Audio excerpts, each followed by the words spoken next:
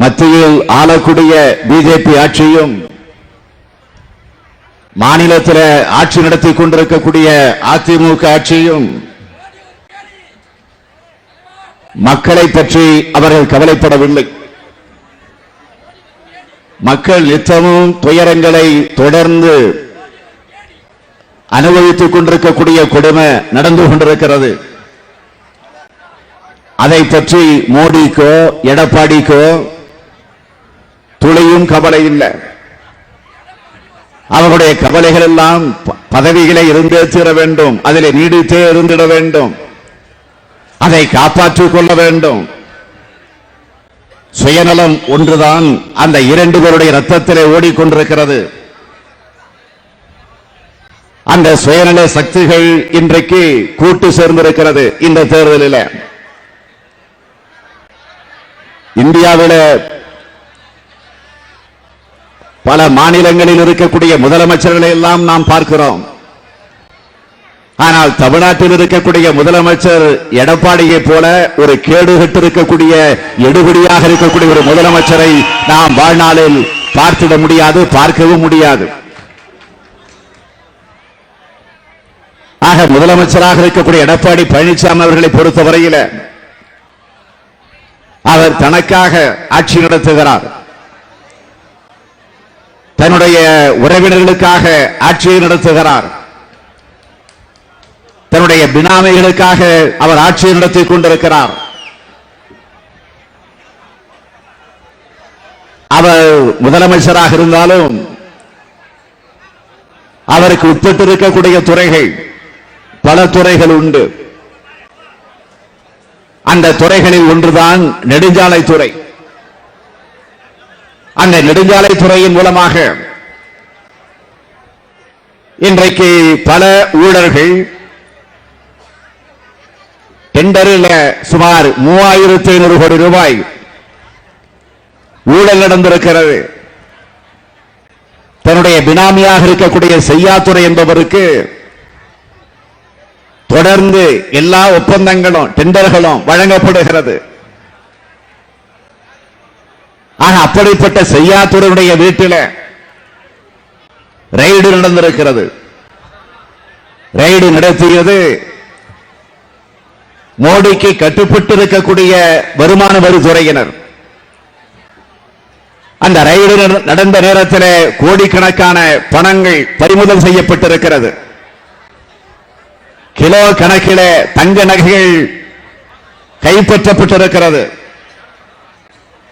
ஆக இந்த செய்யாத்துறையினுடைய நண்பர் எடப்பாடியோடு இன்றைக்கு கூட்டு சேர்ந்திருப்பது பிரதமர் மோடி அவர்கள்.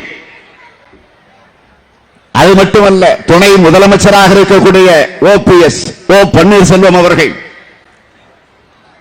அவருக்கு மிக மிக வேண்டிய நண்பர் சேகர் ரெட்டி அவர்கள். அந்த சேகர் ரெட்டியினுடைய அலுவலகத்திலே அவருடைய வீட்டிலே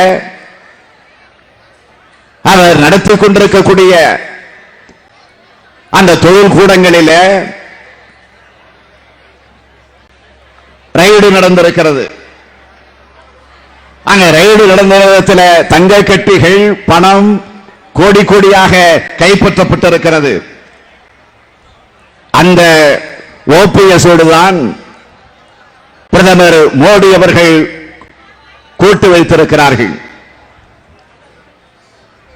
மக்கள் நல்வாழ்வுத்துறை அமைச்சராக இருக்கக்கூடியவர் விஜயபாஸ்கர் அவர்கள், அவருடைய வீட்டிலும் சோதனை நடந்திருக்கு. எதற்கு? RK நகர், சென்னையில் இருக்கக்கூடிய RK நகர் தொகுதியில இடைத்தேர்தல் நடைபெற்ற நேரத்தில் வருமான வரித்துறையினர் சோதனையிட்ட போது 89 கோடி ரூபாய்க்கு ஆவணங்கள் கைப்பற்றப்பட்டிருக்கின்றன. அந்த ஆவணங்களில் யார் யாருக்கு பணம் ஒதுக்கப்பட்டிருக்கிறது என்று தெளிவாக முதலமைச்சர் எடப்பாடி பழனிசாமிக்கு எவ்வளவு, துணை முதலமைச்சராக இருக்கக்கூடியவர்களுக்கு எவ்வளவு, அமைச்சர்களாக இருக்கக்கூடியவர்களுக்கு எவ்வளவு என்று 8 அமைச்சர்கள் பட்டியலோடு 89 கோடி ரூபாய்க்கு உரிய அந்த ஆதாரங்களோடு இருக்கக்கூடிய ஆவணங்கள் கைப்பற்றப்பட்டிருக்கின்றன. ஆக கைப்பற்றப்பட்டது மட்டுமல்ல, பக்கத்தில் இருக்கக்கூடிய காவல் நிலையம், ஆரியபுரம் காவல் நிலையம், அந்த காவல் நிலையத்தில் FIR பதிவு செய்யப்பட்டிருக்கு. ஆக அப்படிப்பட்ட முதலமைச்சராக இருக்கக்கூடிய எடப்பாடியோடு தான் இன்றைக்கு மோடி அவர்கள் கூட்டு வைத்திருக்கிறார்கள். அதே போலதான் குட்கா விவகாரம். குட்கா என்பது ஒரு கொடிய போதைப் பொருள். அந்த போதைப் பொருளை பயன்படுத்தக்கூடியவர்கள் உயிரோடு வாழ்ந்திட முடியாது. கொஞ்சம் கொஞ்சமாக அவருடைய உயிரை எடுத்துக் கொண்டிருக்கும். கேன்சர், புற்றுநோய் வரக்கூடிய அளவுக்கு அந்த குட்கா என்கிற போதைப் பொருளுக்கு உண்டு. ஆக அப்படிப்பட்ட அந்த போதைப் பொருளை சுதந்திரமாக அதை எல்லோரும் வாங்கக்கூடிய அளவிற்கு அதற்கு துணை நின்றிருக்கக்கூடியவர்களாக விஜயபாஸ்கர் மட்டுமல்ல, சட்டம் ஒழுங்கை பாதுகாக்க வேண்டிய காவல்துறை, அந்த காவல்துறையுடைய தலைமை பொறுப்பில் இருக்கக்கூடிய DGP ராஜேந்திரன் அவர்கள், அவர் உட்பட அதை விநியோகம் செய்வதற்கு துணை நின்றிருக்கக்கூடிய, மாமூல் வாங்கிக் கொண்டு விநியோகம் செய்வதற்கு துணை நின்றிருக்கக்கூடிய ஒரு கூட்டம் தான் அந்த கூட்டம். ஆக அந்த கூட்டத்திற்கு தலைமையேற்று இருக்கக்கூடிய அதிமுகவோடு பிரதமர் மோடி அவர்கள் கூட்டு வைத்திருக்கிறார்கள். மோடி அவர்கள் பிரதமராக ஏற்கனவே அவர் தேர்ந்தெடுப்பதற்கு முன்னால் மக்களிடத்தில் அவர் வாக்கு கேட்ட நேரத்தில் அவர் சொன்னது, ஊழல் இல்லாத ஆட்சியை நான் தருவேன் என்று உறுதிமொழி சொன்னார். ஆனால் இன்றைக்கு எடப்பாடியோடு கூட்டணி வைத்திருக்கிறார் என்று சொன்னால் ஊழலோடு இந்த ஊழல் கூட்டணி அமைந்திருக்கிறதை தவிர வேற இல்ல. ஆக எந்த வித்தியாசமும் கிடையாது. இந்தியாவில் இதுவரை நடந்த ஆட்சிகளில் ஊழல் இல்லாத ஆட்சிதான் என்னுடைய ஆட்சி என்று தம்பட்டம் அடித்துக் கொண்டிருக்கிறார் பிரதமர் மோடி அவர்கள். நான் கேட்கிறேன், எடப்பாடியோடு கூட்டணி வைத்திருப்பதுதான் மோடியினுடைய பணியாக இருக்கிறது. அதை பற்றி மோடி பேசலாமா? நான் இன்னும் கேட்கிறேன், இந்திய நாட்டினுடைய பாதுகாப்புக்கு தேவையான ஹெலிகாப்டர் வாங்கியதிலேயே ஊழல் செஞ்சு ஊரே நாடு சந்தி சிரிச்சுக்கிட்டு இருக்கு பிரதமர் மோடி அவர்களை பார்த்து. ஆக பாதுகாப்பு துறையிலே ஊழல் செய்திருக்கக்கூடிய மோடி எல்லா துறைகளிலுமே ஊழல் செய்து கொண்டிருக்கிறார் என்ற செய்திகள் தொடர்ந்து வந்து கொண்டிருக்கிறது. நேற்றைக்கு பத்திரிகைகளில் வந்திருக்கக்கூடிய ஒரு செய்தி, என்ன செய்தி கேட்டீங்கன்னா, லோக்பால் அமைப்பினுடைய தலைவராக ஓய்வு பெற்ற நீதிபதி பினாகி சந்திரகோஷ் பொறுப்பேற்றுக் கொண்டிருக்கிறார். அவருக்கு பதவி பிரமாணம் டெல்லியில் நடந்திருக்கிறது. எங்கு? ராஷ்டிரபதி பவனில். ஜனாதிபதி தான் அந்த பதவியை அங்கே அவருக்கு செய்து வைத்திருக்கிறார். அதிலே துணை ஜனாதிபதி பங்கேற்கிறார். இந்தியாவுடைய பிரதமர் மோடி அவர்களும் அதிலே பங்கேற்றிருக்கிறார்.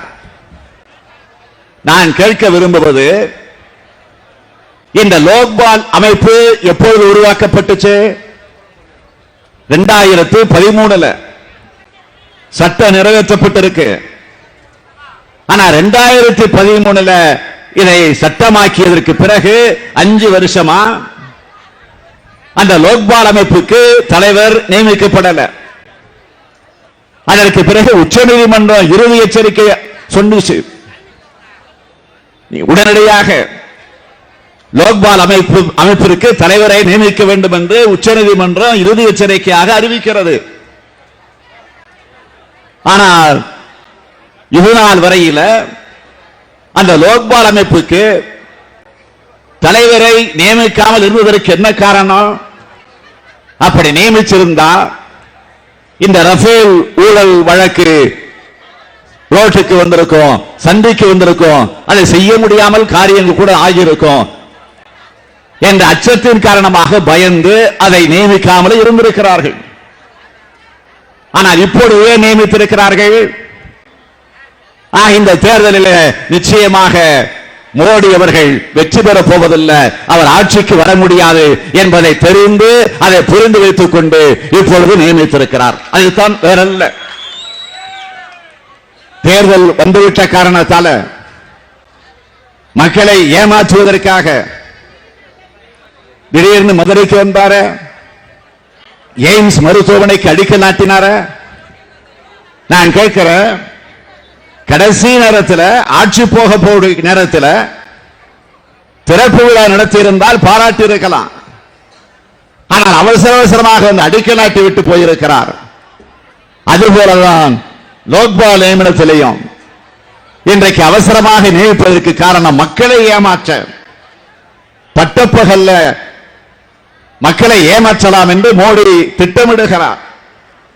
ஆக ஏமாற்றுகிற அந்த வித்தையை இன்றைக்கு அவர் தொடங்கி இருக்கிறார். அதனால்தான் இருட்டில் கொலை செய்யக்கூடிய எடப்பாடிய அவருக்கு ரொம்ப பிடிச்சிருக்கு. அந்த எடப்பாடி இப்போது தேர்தல் பிரச்சாரத்தில் என்ன பேசுகிறார்? இது தர்மத்திற்கும் அதர்மத்திற்கும் நடக்கக்கூடிய போராட்டம், தர்மம் தான் வெற்றி பெற போகிறது என்று எடப்பாடி தேர்தல் பிரச்சாரத்தில் இப்பொழுது பேசி வரக்கூடிய காட்சியை பார்க்கிறோம்.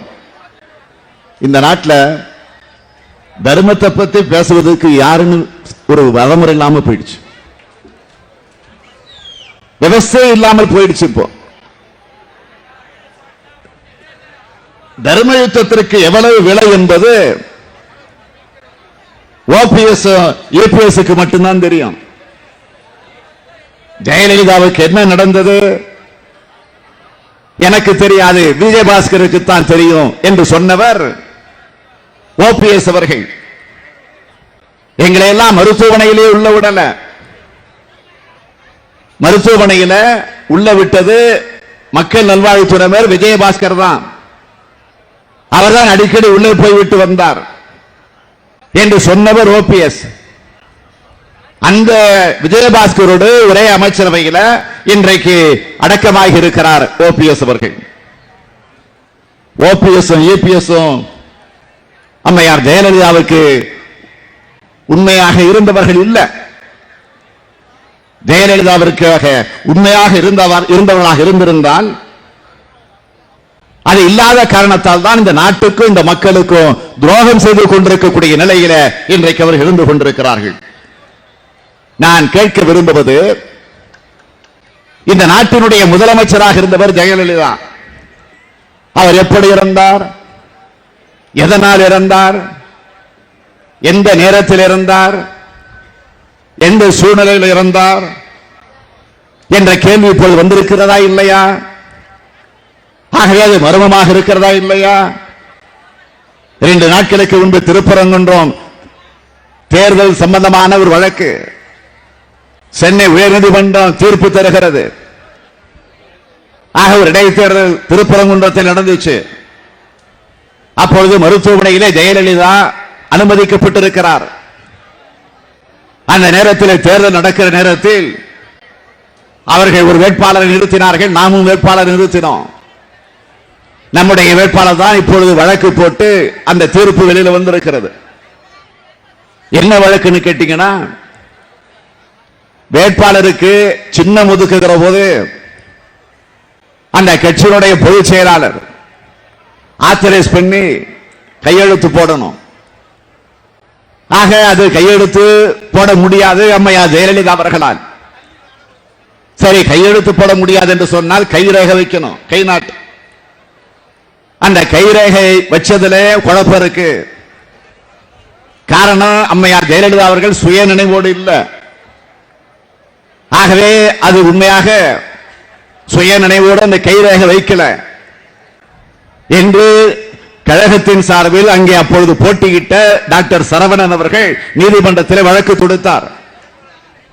அந்த வழக்கினுடைய தீர்ப்பு 2 நாட்களுக்கு முன்பு வெளியே வந்திருக்கிறது. என்ன என்று கேட்டால், அம்மையார் ஜெயலலிதா அவர்கள் சுயநினைவோடு அந்த கை நாட்டு வைக்கல, அந்த கைரேகை வைக்கல. ஆகவே வெற்றி பெற்ற போஸ் அவருடைய தேர்தல் செல்லாது என்று 2 நாட்களுக்கு முன்பு தீர்ப்பு வந்திருக்கிறது. ஆக இதிலிருந்து என்ன தெரிகிறது? திருப்பரங்குன்றத்தினுடைய இடைத்தேர்தல் அப்பொழுது நடந்த நேரத்தில் அம்மையார் ஜெயலலிதா அவர்கள் உயிரோடு இருந்தாரா இல்லையா என்பது ஒரு கேள்விக்குறியாக வந்திருக்கிறது இப்பொழுது. ஆகவே அதைத்தான் நாங்கள் தொடர்ந்து சொன்னோம். தர்மம் அதர்மத்தை பற்றி இப்போது பேசுகிறீர்களே, அதை பேசக்கூடிய தகுதி, அந்த தெம்பு, அந்த திராணி, அந்த யோகியத அருகதை உங்களுக்கு இருக்கிறதா? சாதாரண ஒரு தொண்டனாக இருக்கக்கூடிய நான் இன்றைக்கு முதலமைச்சராக வந்திருக்கிறேன். இதுதான் அதிமுகவினுடைய சரித்திரம், சாத்தியம் என்று முதலமைச்சராக இருக்கக்கூடிய எடப்பாடி பழனிசாமி பேசுகிறார். இதோ இங்க நிற்கிற 2 வேட்பாளர்களும் யார்? மிட்டா மிராசுதாரர்களா, குட்டி குபேரர்களா, பெரும் செல்வந்தர்களா, திராவிட முன்னேற்ற கழகத்தினுடைய அடித்தளத்தில் இருக்கக்கூடிய தொண்டர்களாக, ஒன்றியத்தினுடைய செயலாளர்களாக, பொறுப்பாளர்களாக இருக்கக்கூடியவர்கள். இன்றைக்கு நீங்கள் ஏதோ கட்சியுடைய அடிமட்ட தொண்டனாக இருந்து முதலமைச்சராக வந்து அமர்ந்திருக்கிறீர்களே என்று சொல்லுகிறீர்களே, உண்மையாக எடப்பாடி பழனிசாமி அவர்கள் எப்படி முதலமைச்சரானார்? நான் சொல்லணும் அவசியம் இல்லை. இப்ப உங்களோடு கூட்ட சேர்ந்திருக்கிறாரே பெரிய ஐயா டாக்டர் ராமதாஸ் அவர்கள், மன்னிக்கணும், மதிப்பிற்குரிய டாக்டர் ராமதாஸ் அவர்கள், அவரே சொல்லி இருக்கிறாரு. மேடையில பேசினதல்ல, பத்திரிகையாளர்களுக்கு பேட்டி தந்ததல்ல, அதிமுகவின் கதை என்ற தலைப்பில் ஒரு புத்தகமே வெளியிட்டிருக்கிறார். அதிலே இடம்பெற்றிருக்கிறது, ஆதாரத்தோடு நான் சொல்லுகிறேன். அதில் இவர் சொல்லுகிறார், தான் கொள்ளை அடிச்ச பணத்தை வச்சுக்கிட்டு முதலமைச்சர் பதவியை குத்தகைக்கு எடுத்திருக்கிறார் என்று சொன்னது நான் அல்ல, பெரியய்யா. அவர் சொல்லுகிறார். அதில் இன்னொரு இடத்திலே அவர் சொல்லுகிறார், அம்மையார் ஜெயலலிதாவின் காலில் விழுந்தவர்களைத்தான் நான் பார்த்திருக்கிறேன். ஆனால் இப்போது சசிகலாவின் காலில் அல்ல, காலிலே தவழ்ந்து, மண்புழு போல தவழ்ந்து பதவி வாங்கிக் கொண்டிருக்கக்கூடியவர் எடப்பாடி பழனிசாமி என்று சத்தியமா சொல்றேன், நான் சொல்லல, பெரியய்யா சொன்னது. அதுதான் உண்மை. பெரியய்யா சொன்னது மாதிரி குத்தகை எடுத்திருக்கக்கூடிய இந்த எடப்பாடி அதிமுகவை இன்றைக்கு அடமானம் வச்சிருக்கிறார். நாமெல்லாம் கூட பல நேரங்களில் சில சூழ்நிலைகளை பொருட்களை கொண்டு போய் அடமானம் வைக்கிறது உண்டு. அதற்கு பிறகு நாம் அதை மீட்டு கொண்டு வந்துடுறோம். ஆனா இங்க இப்பொழுது ஒரு கட்சியை யாரிடத்தில் அடமானம் வச்சிருக்கிறீங்க? அமித்ஷா இடத்துல, மோடி இடத்துல. சத்தியமா சொல்றாரு, உங்களால் இனிமே மீட்கவே முடியாது, அதை திருப்பி எடுத்துக்கிட்டு வரவே முடியாது. ஆக குத்தகைக்கு எடுப்பது, அடமானம் வைப்பது எடப்பாடிக்கு கைவந்த கலை. தன்னுடைய சொத்தை அடமானம் வச்சா அதுல நமக்கு கவலை இல்லை. ஏன் அதிமுக கட்சியே அடமானம் வச்சா கூட நாம் கவலைப்பட வேண்டிய அவசியம் இல்லை. ஆனா இப்போது நீங்க அடமானம் வைத்திருப்பது முதலமைச்சர் பதவியை, அதை பார்த்து கொண்டு நாங்கள் பொறுத்துக் கொண்டிருக்க முடியுமா? அதை எங்களால் சகித்துக் கொண்டிருக்க முடியுமா? அப்படிப்பட்டவர்களைத்தான் வீட்டிற்கு அனுப்ப வேண்டும் என்று கேட்க இன்றைக்கு உங்களை தேடி வந்திருக்கிறோம்.